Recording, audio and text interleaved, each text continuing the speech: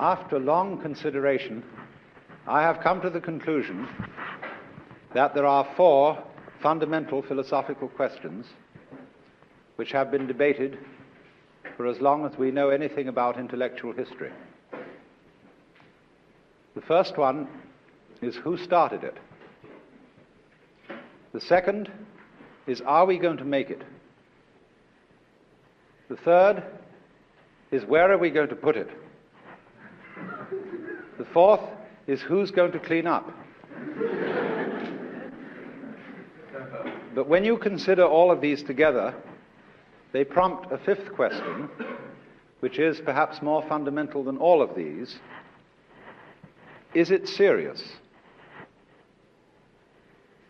And when we say to the doctor about someone we love who is in some ghastly kind of sickness, "Doctor, is it serious?" That means, is the person in danger of his life? Because it is almost the fundamental supposition of Western thought, at any rate, that life is serious, that we have an obligation to survive, and that there is therefore something shameful about dying. Life, in other words, is not a game. If it is a game, the first rule of this game is that this game is serious. I remember some years ago counseling a woman much older than myself who was afraid of dying. And she wanted to know why she was afraid. She couldn't figure it out. And we had a long discussion, and she was clear that it wasn't the idea of being annihilated, and she'd really outgrown her childhood fears of hell. She wasn't really terrified by the pain of death, but she said, "Do you know, I finally realize, I think what it is, I'm afraid of what people are going to say."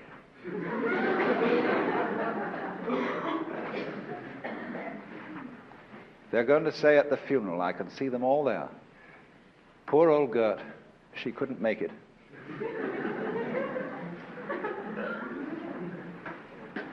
Because you see, we all labor under this obligation to live.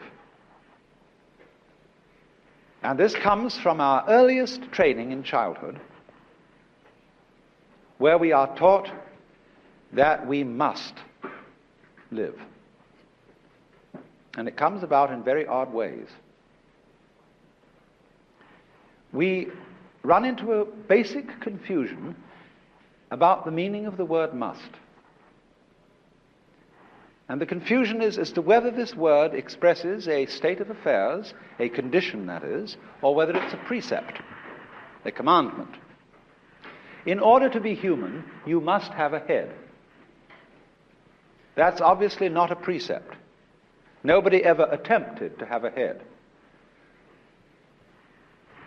But when a mother says to a child, "Darling, you must go to sleep. It's for your health," this is taken by the child as a commandment. And so the child tries to go to sleep, which is an infallible method of staying wide awake. So likewise, you must have a bowel movement every morning after breakfast. This too is taken as a commandment, instead of simply a condition of being healthy. The worst one of all is the commandment, "You must love me."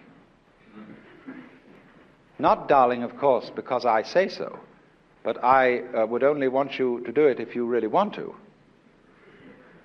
Now that is one of the most discombobulating, subversive things that you can ever say to another human being. "You must love me." In other words, I command you to do something which will be acceptable only if you do it voluntarily. And so imagine it, how often this happens when one spouse says to the other, "Darling, do you really love me?" What answer are you looking for? I'm trying my very best to do so.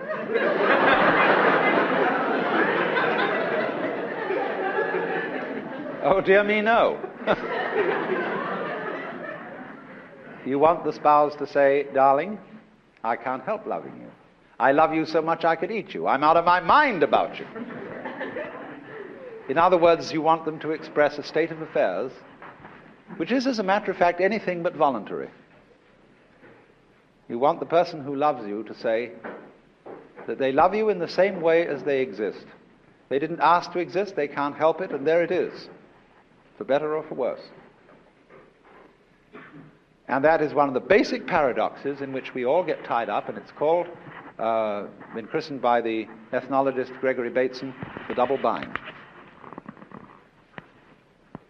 And we're always being tied up in this thing. And I gave you one right at the beginning when I started speaking.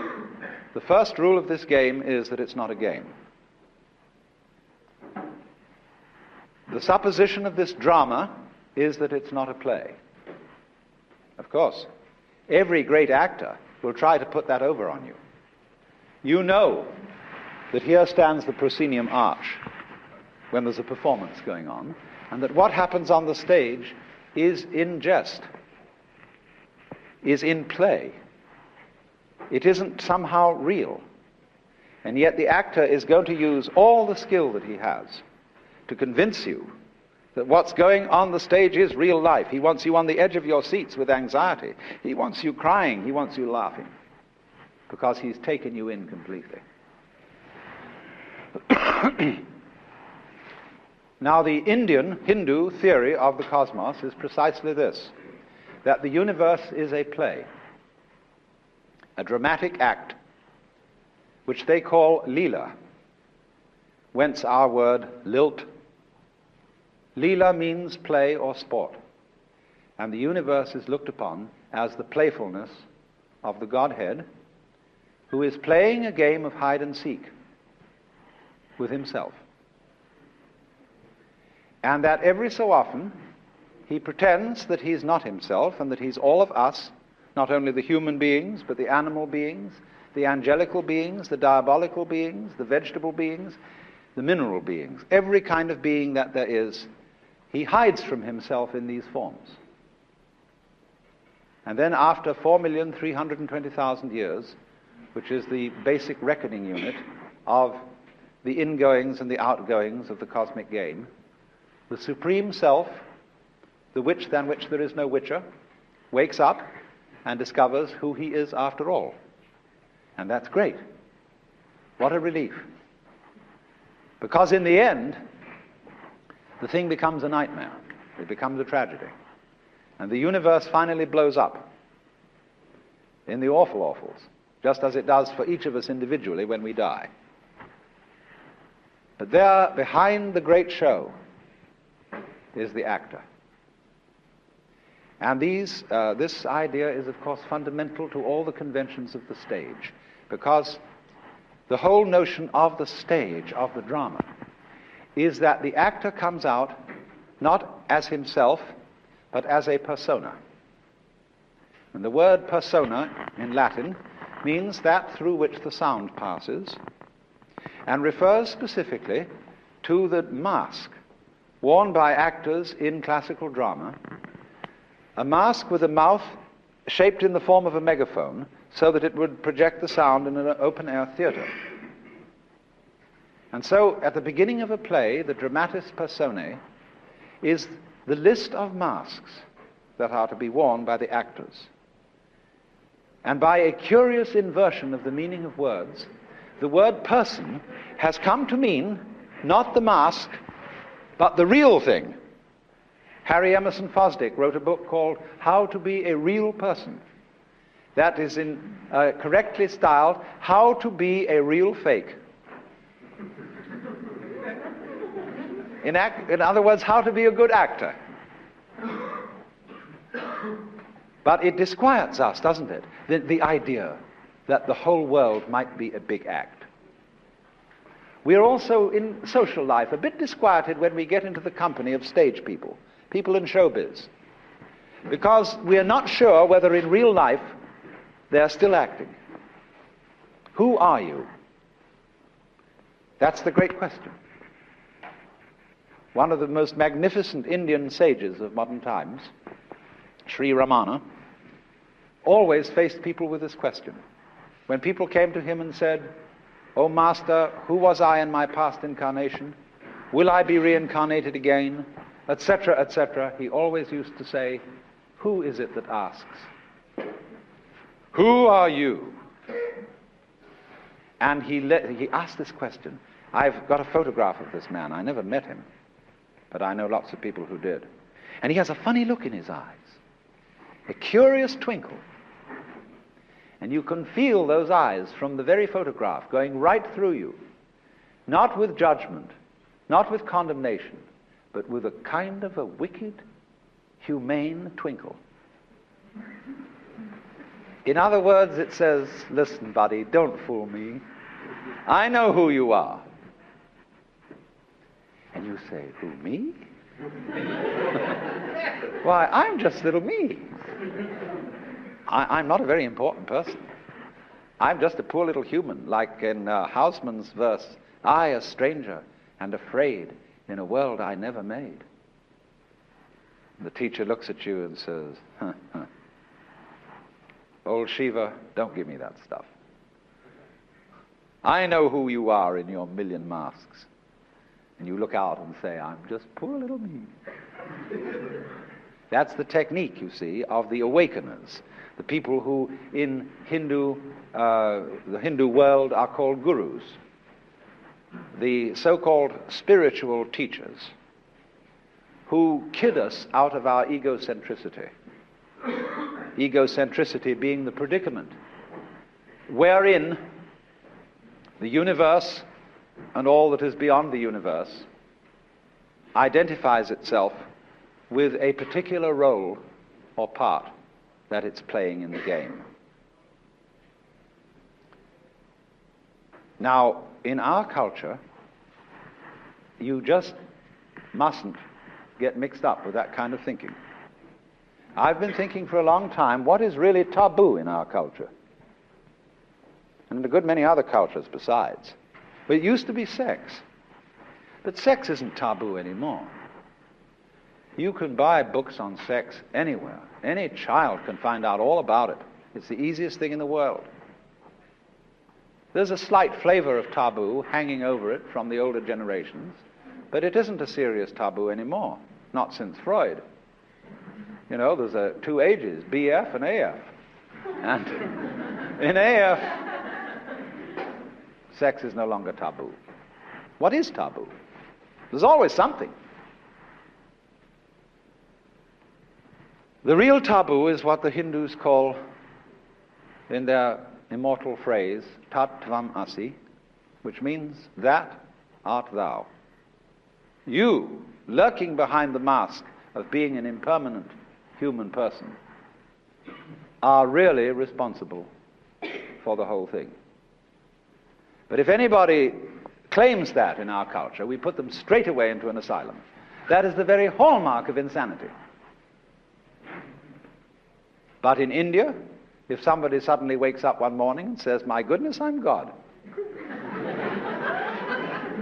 everybody says, instead of "You're crazy" or blasphemous, they say, "Congratulations, at last you found out." But of course, you see, they have a rather different idea of God from ours. Our popular idea of God, quite aside from any of the ideas of the more profound theologians, our popular idea of God is that he is the master technician who has created this universe in much the same way that an engineer creates a machine, a carpenter makes a table, or a potter makes a pot, and he knows how he does it. So anybody who says, "I'm God," we immediately challenge him with technical questions.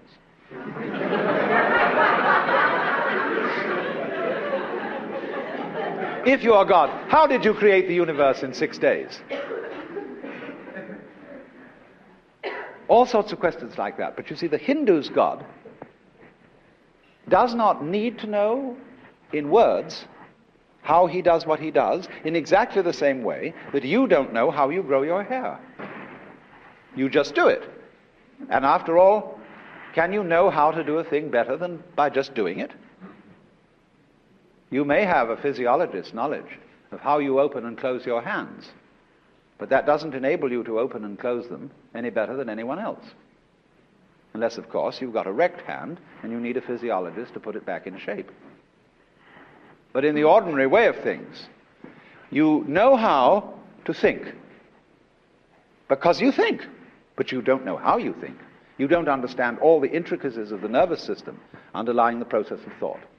You just do it.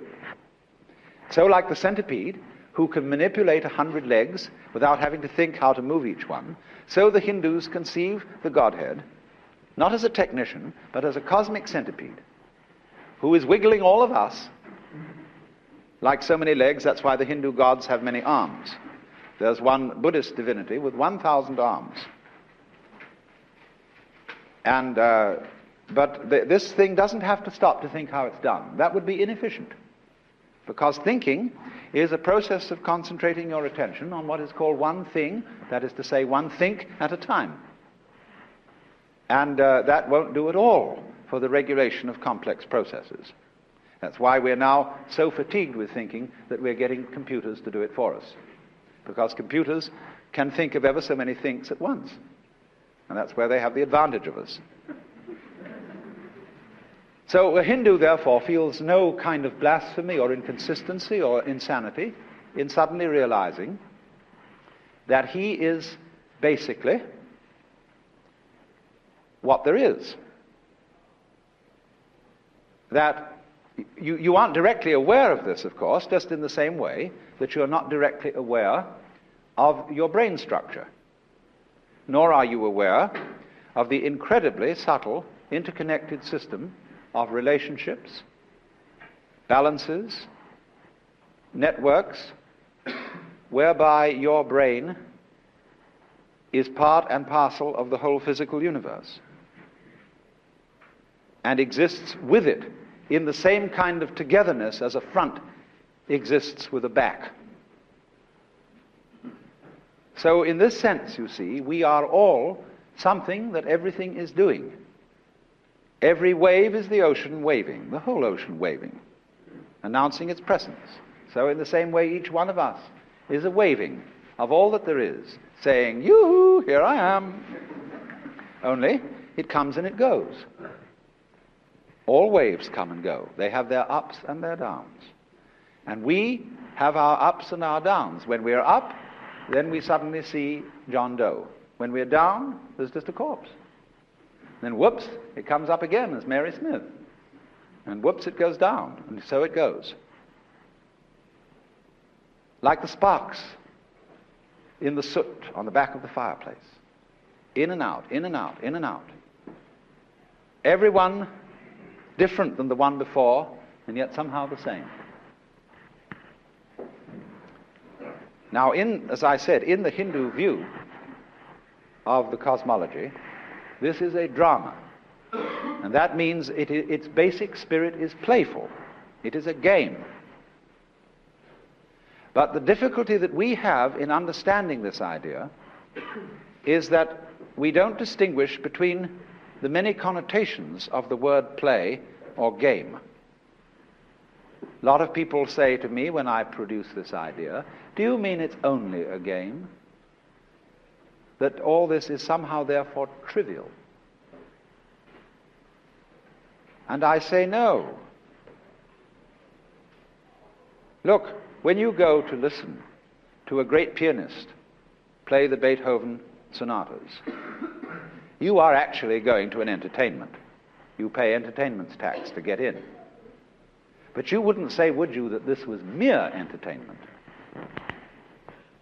There is something about music which is beautifully illustrative of the point that I'm making. Because music is sheer and total play. The highest music that both West and East have produced has no meaning beyond itself. That is to say, Mozart sonatas do not imitate the sound of charging horses, tinkling brooks, or screeching factories. They convey no social message. They are pure delight in complex orders of sound, almost mathematical. And you see, music is purposeless in the sense that it has no direction. It is not designed to arrive somewhere. I mean, if the point of music or of any musical composition were to arrive, that is to say, to reach the finale, the best conductors would be those who got there the fastest. And in the same way with the dance. The dance is a high and lofty art. It is not mere entertainment. But when we dance, we do not dance with the object of reaching a particular position on the floor. You see, we could go straight there and cut out the dance. In music and in dancing, the point of it is always the going along of it in a kind of continuing present. Now, what about the world? Let's take a look at nature. Is this a musical thing, or is it a compulsively purposive thing? Look around at the creatures.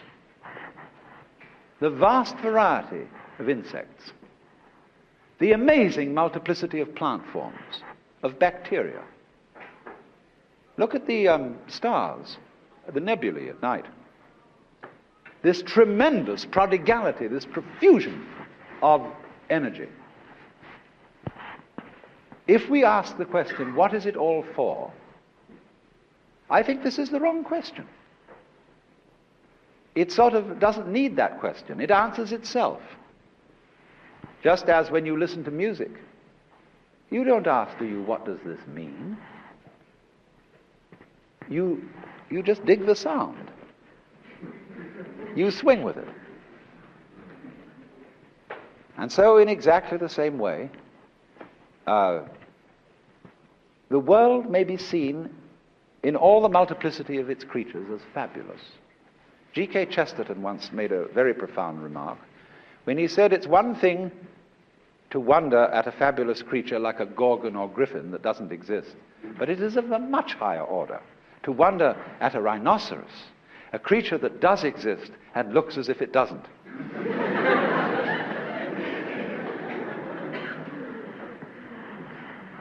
Now you see, there are people with engineering mentalities. I don't want to insult any engineers present in the audience, but what I will call a certain kind of engineering mentality that has an explanation for everything.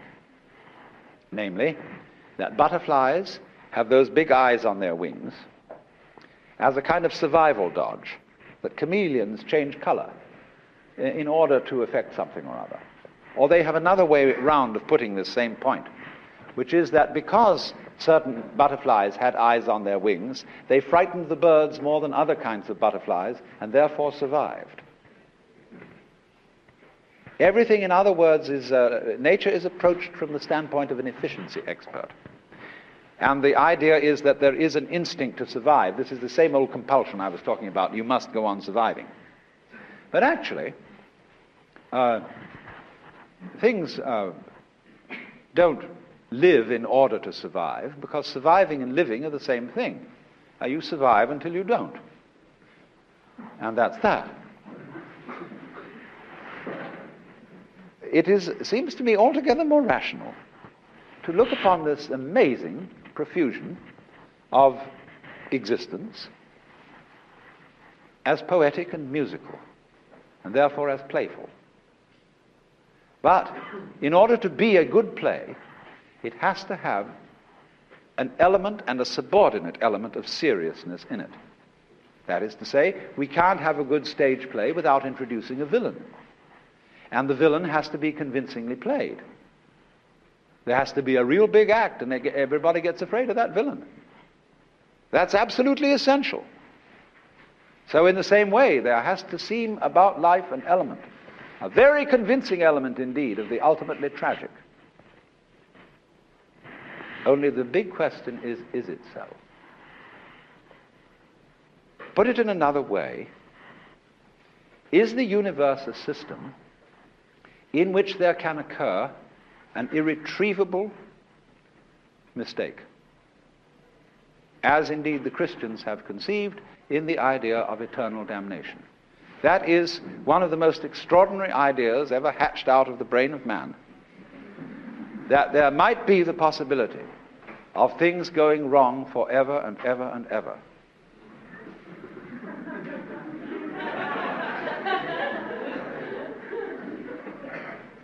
Well, the Hindus, of course, when they look at that idea and realize that the Christians hatched up this ghastly possibility to scare themselves with, they rather applaud. They say, they see that a Christian soul in peril of everlasting damnation is actually the Supreme Lord playing this part. And they think now he's really scared the wits out of himself. And this is the most marvelous performance in the whole thing.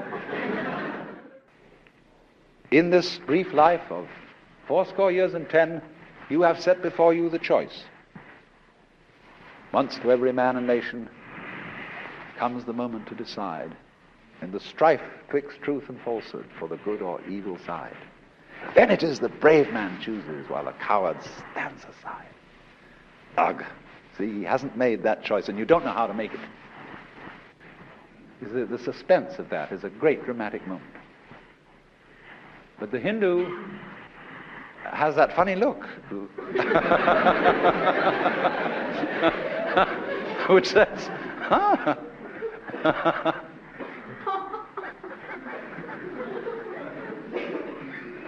Well, now, we've got to get to the bottom of this. And I want to, really, I'm a little diffident about this because I don't want to insult anyone's intelligence. But I do want to give you what should be called the first lesson. What your mother should have told you before you learned about 1, 2, 3 and ABC. There is something underneath all that. There's something much deeper. And it's, of course, about black and white. But now let me introduce it by asking you to consider all your senses as forms of one sense. Basically a sort of sense of touch. Because seeing is touching at a distance. Our eyes are so sensitive that they can touch light. Our ears are so sensitive that they can touch vibrations of air. Our fingertips are less sensitive. In Western civilization, our noses are almost insensitive. But these are all forms of response to touch, whether they be rather solid things like tables and rocks, or whether they be very subtle things like tiny particles in the air or light waves. So when your senses are touched, they go off and on. Either there's something there or there isn't. Now when you consider, for example, the phenomenon of sound, there isn't actually such a thing as pure sound. When you hear a sound, a note being sung, you are actually hearing a vibration. You are hearing sound silence, oscillating.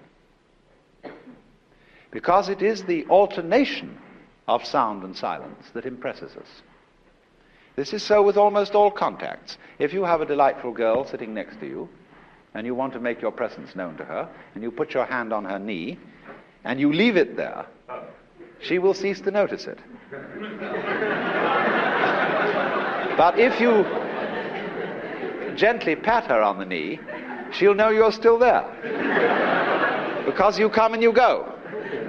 Now you see it, now you don't. So all physical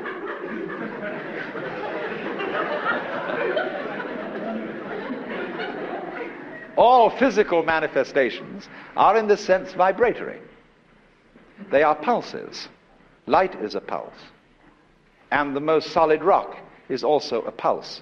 And you can't put your finger through it for the same reason that you can't put your finger through an electric fan when it's revolving. It's going too fast. So this table is going so fast that I can't. Darn it, philosophers are always using tables to illustrate something because they speak in classrooms. It gets a little boring. But still, it resists because it's going so fast. On, off, on, off, on, off, on, off, on, off. So you see, this is the process, the nature of a wave. There is not such a thing in nature as half a wave. A wave, that is to say, which has only a crest and no trough. To get a wave, you have to have a crest and a trough at the very least.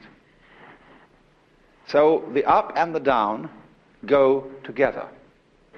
Likewise, therefore, the black and the white. So what we call existence is being, non-being.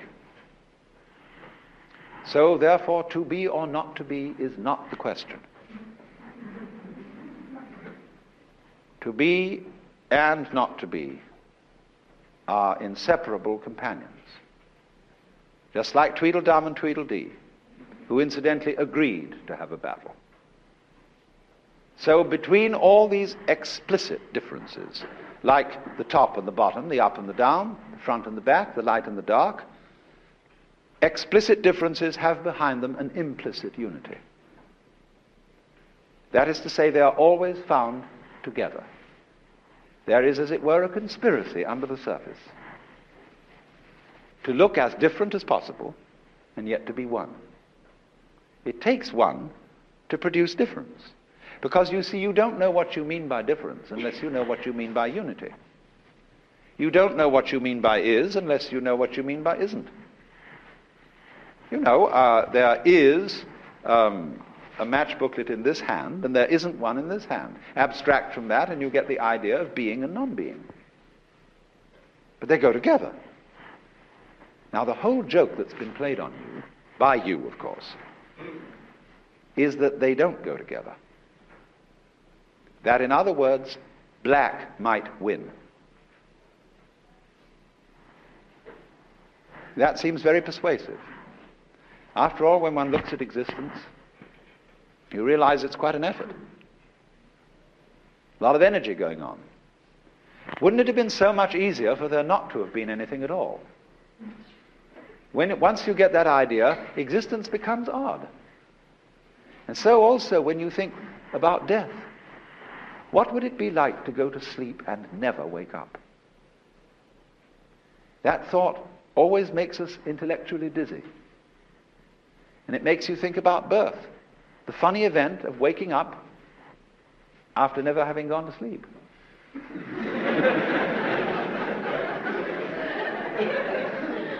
And there's something distinctly spooky about that.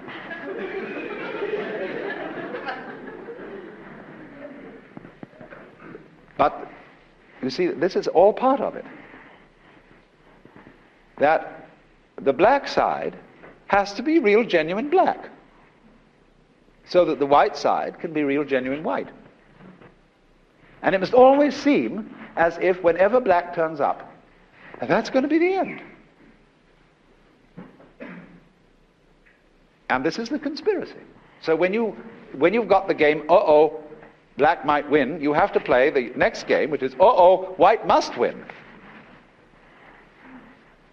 And so we start it all out, the battle between the sides. And from this battle come all the complexities of human culture, just out of black and white. Look how complicated we can make them. The game of heads and tails is one of the very simplest forms. Will it be heads? Will it be tails? That gets boring. We make it more complicated. We make them into dice. We make them into checkers. More complicated still, chess. That's all based on black and white. But how elegant. Even color emerges finally from black and white. Analyze our composite structure down to its final terms, and we seem to turn up to be something like a newspaper photograph. You know, black and white dots. But stand away from them, and they seem to be light and shadow. The pointillist painters saw this.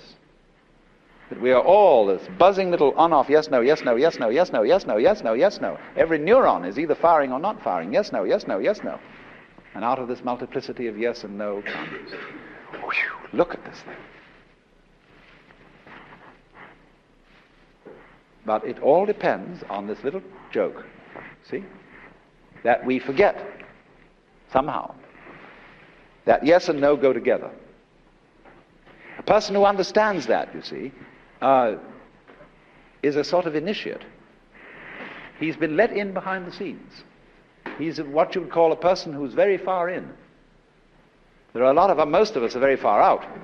Actually, the person you might call a square is the most far out person there is, because he really believes that black might win, that white must win. He's completely bamboozled. He's altogether forgotten the secret.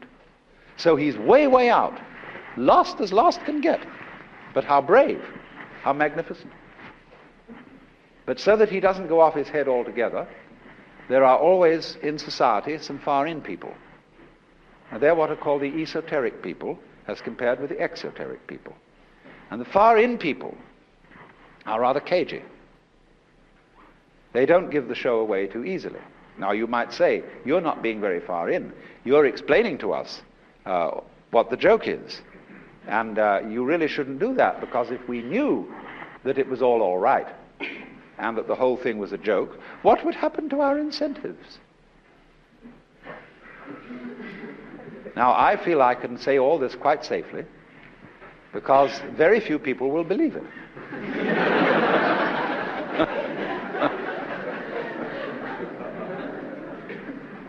Because it's very difficult to believe. The other position, that black might win, is marvelously persuasive. So maybe in this audience there might be a few people who would understand, and then our anxiety is, will such people stop the show? Will they suddenly become inert, be enemies of progress, or become frankly immoral because, you know, you want to obliterate someone, and after all they're not serious, they're just a mask of God, which is the same as you are. You can just push them out of the way, it doesn't matter. Will they get like that? Well, there's always a gamble, you see. The whole thing is a gamble. And there's always danger. Every good thing in this world is dangerous. The moment you teach a child how to walk, you give it the capacity to kick its mother. The moment you have fire to warm yourself and to cook with, you have the possibility of destruction. There is no way around danger. So, of course, a person who was, in the highest sense of the word, disenchanted, you see, that it's a marvelous word, because it has a positive meaning as well as the usual negative one. To be enchanted is to be spellbound, to be fascinated, like a chicken with its nose on a chalk line. So the actor who is really involved in playing the world is fascinated. He's enchanted by his own spell. Spell, in the beginning was the word. Do you see? The chant. So to be disenchanted is to suddenly recover from a state of auto-hypnosis, to wake up. That's why a Buddha means, from the Sanskrit word bud, to waken, to be awakened. A Buddha is one who has woken up and who knows, my goodness, it's all a dream. But what a magnificent dream. Beautiful, see? A great work of art, art in the highest sense. Maya, as the Hindus call the world, as well as Leela. Maya means, very roughly, illusion, but it means a lot more besides. It means magic. It means art. It means creative power. It means construction, from a root word mater, to lay down the foundations of a building, hence our word meter, measure, metric, and also matter. Does it matter? means, does it put on a good show? Does it amount to something? Is it a convincing illusion? Illusion, likewise, connected with the Latin ludere, to play. But you see, we have a culture in which words like play, illusion, and so on have a bad connotation. We don't want to get with an illusion. And we want in the end to know, I wonder if we really do want this, that at least God is serious. Now look, if I say to you, I love you, and supposing I say this in a very personal way to a particular individual, the person I say that to turns round to me and says, are you serious? I say no. No, indeed. But I am sincere. This is a commitment. It's a rash commitment. It's the height of rashness. But it's therefore not serious. Keyserling, in his South American Meditations, makes the point that a man of spirit is above all a man lacking in seriousness. He, as a man of courage, plays with his life. And to quote G.K. Chesterton again, he said, the angels fly because they take themselves lightly. How much more so, then, the Lord of the angels? I mean, just let me put this in anthropomorphic terms, because there's an important thing about talking about God in anthropomorphic terms. A, nobody takes it too seriously. B, it puts things vividly in ways that escape more abstract intellectual language. I mean, when all those angels and saints are around the throne of God in heaven forever and ever, what sort of a show do you want to be going on? Is everybody going to look at each other and weep? Are they going to stare into the eye of the Lord and say,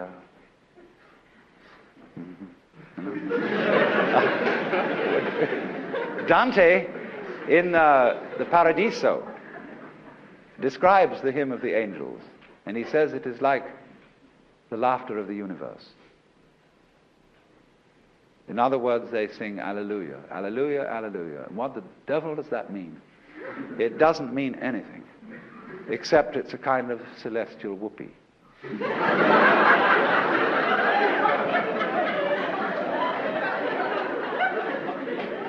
So you see, what I'm pointing out is this, that even in the tradition of the most serious religion that there is, the one that really takes life seriously, because there's the possibility of ultimate tragedy, even in this most serious religion, its mythological forms, its symbology, gives a little tweak to give away the show. Just as in those Hindu images of Shiva, the destroyer aspect of the divinity, when he's dancing the Tandava, the dance that he dances at the end of the cycle, when the whole universe is destroyed. He's shown with 10 arms and fierce aspect. And in 9 of his arms, he has bells and thunderbolts and clubs and knives. But one arm is in this gesture. The hand, palm outwards, fingers up. It means, don't be afraid. This is a big act.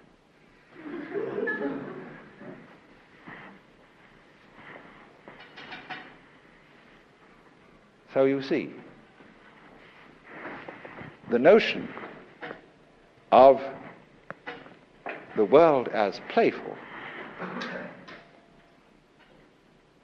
is, I think you may agree, the only finally workable and rational solution to our predicament. There is always, of course, the chance that it might not be.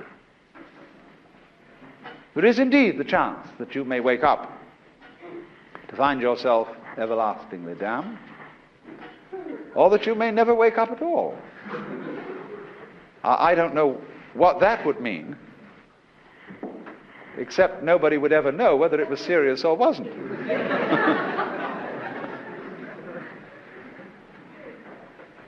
But It seems to me that there are certain metaphysical systems, some of which are good gambles, and some of which are not.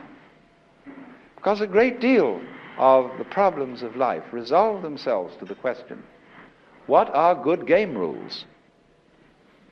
Ethical questions have to be decided this way, aesthetic questions, and questions of simple political organization. Now, you can obviously see, can't you, that a social order in which nobody trusts anybody else is not set up as a going game. If everybody is spying on his next door neighbor, and if we have a big brother who's got a kind of television outlet and a mic in every room, everybody's bugged. And that's no game, because the poor old big brother can't even take a walk in the park, because he's got to sit there watching everybody. The Hindus worked this out in a book called the Artha Shastra, where it is a manual of operations for the perfect tyrant.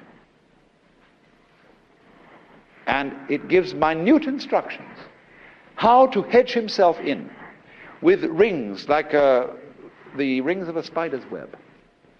How he gets the different ranks of his courtiers and advisors, he puts them all at enmity with each other, so that they will all spy on each other and all report on each other. And then right in the center, he lives in the super protected room, where he has guards, but other guards watching those guards. And he has a secret exit out from the middle that goes somewhere down to the river where he's got a fast speedboat waiting. And on the way out, there's a keystone he can pull and make the whole palace collapse. Now here is a man living in perpetual paranoia. He can't even sleep. He has to have some varlet taste his food for him to be sure it isn't poisoned. He's the maximum non-trust. And this is a non-workable system. You cannot throw a ball unless you're willing to let go of it. So in exactly this way, game rules have to have play in them. That is to say, they have to be a good game, has to involve a wonderful balance of chance and skill, randomness and order. Then it has a chance of going on. I was discussing tossing a coin. That's a very boring game. Tic-tac-toe is a pretty boring game, because if you know how to play it, anyone who starts wins. So it reduces itself to tossing coins.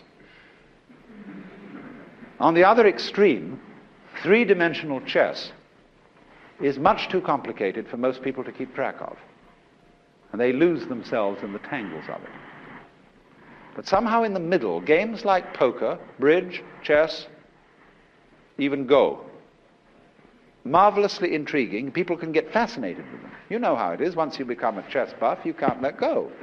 You go on and on and on and on. Well, that's what we call the instinct for survival. You know, the moth game, the bee game, the bird game, the man game. You can't let go. It's fascinating. So we're all human buffs. A universe that mans or that peoples, just as an apple tree apples. And the apple tree apple serves to go on appling, because appling is great. So is treeing. But you can see different forms of trees and different forms of animals in the same way as you get the difference between mazurka, waltz, charleston, twist, rumba, or sonata, fugue, partita, or mahjong, chess, dominoes. It's all like that. The question is to find out the most fascinating thing. See, if you play chess, which can become a game of pure skill, with the element of chance almost eliminated when a real champion is concerned, it ceases to be fun after a while, unless you have an opponent who is a little bit unpredictable. The whole point of it is that you cannot quite figure out the other person's skill. And that introduces an element of chance. But if a game is pure chance, the fun goes out of it, unless you're out of your mind and think that there is a serious chance you might win. So it's in looking for that strange balance that we find a clue to what it's all about. The question is simply, fundamentally, do you have the nerve to follow that through? Can you look black, night, death in the face and say, well, I really do know you're the other side of white. You come on pretty fierce, but that's your nature. And that anxiety, which constantly asks the question to be or not to be, and therefore trembles